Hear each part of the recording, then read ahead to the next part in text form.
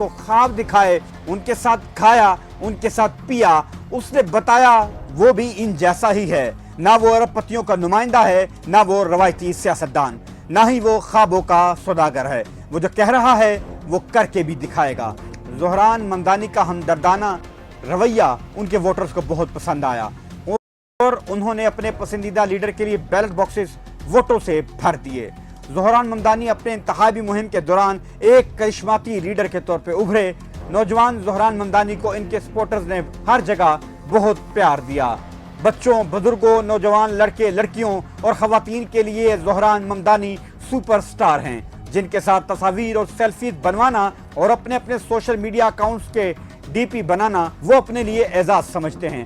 زہران ممدانی ایسے ہی منہ اٹھا کر میئر نہیں بن گئے، ان کا سفر انتہائی کٹھن رہا۔ زہران کی انتخابی مہم کانٹوں بھری سیج تھی، جہاں ہر قدم پر انہیں مذاق کا نشانہ بنایا گیا، اس کی توہین کرنے کی کوشش کی گئی۔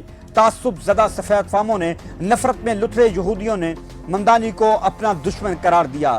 لوگوں سے کہا اسے ووٹ نہ دینا، یہ نیو یارک میں اسلامی شریعت نافذ کر دے گا، خلافت قائم کر دے گا، عورتوں کو زبردستی حجاب پہنا دے گا، نیو یارک کے شہریوں سے شخصی آزادیاں چھین لے گا، انسانی حقوق خواب بن جائیں گے، لوگ پابندیوں میں جکڑے جائیں گے۔ لیکن روایتی سیاست، سرخ فیتے، سرمایہ دارانہ نظام، یعنی باپ بڑا نہ بھیا، سب سے بڑا روپیہ پر مبنی نظام سے تنگ ووٹرز نے ممدانی کے مخالفین کی ایک نہ سنی۔ زہران ممدانی کو غزہ میں جاری نسل کشی کے خلاف آواز اٹھانے پر اسرائیل اور یہود مخالف کہا گیا۔ اخبار نیو یارک پوسٹ نے ممدانی کو حماس کا تباہی پھیلانے والا ہتھیار قرار دیا۔ ان پر صدر ٹرمپ نے ذاتی حملے کیے، حتیٰ کہ انتخابات کے روز بھی ووٹر سے ممدانی کو ووٹ نہ دینے کی اپیل کی۔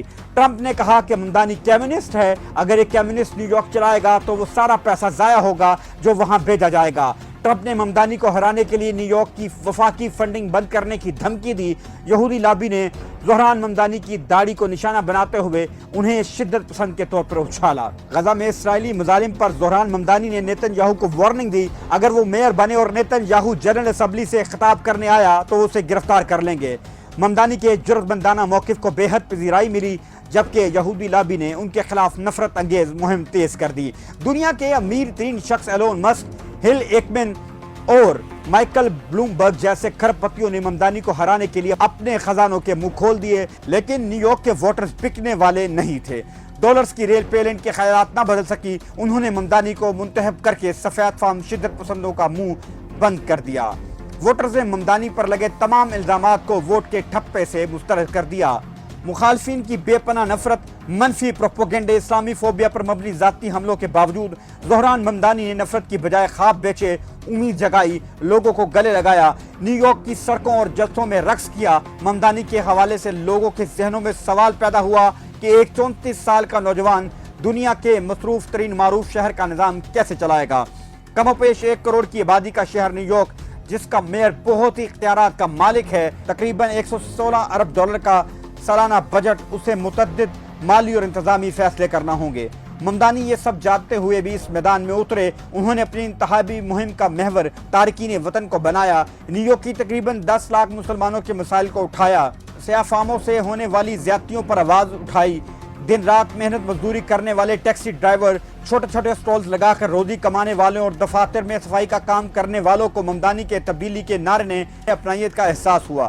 زہران ممدانی نے روٹی، کپڑا اور مکان کا نعرہ لگایا، امیروں سے ٹیکس لے کر غریبوں پر لگانے کا اعلان کیا، دنیا کے مہنگے ترین شہر میں سستی رہائش، سستے کرائے کے گھر، فری بس سروس اور چائلڈ کیئر جیسی سہولیات فراہم کرنے کا وعدہ کیا۔ تعلیم حاصل کرنے کے بعد زہران نے بطور فورکلوجر پریونشن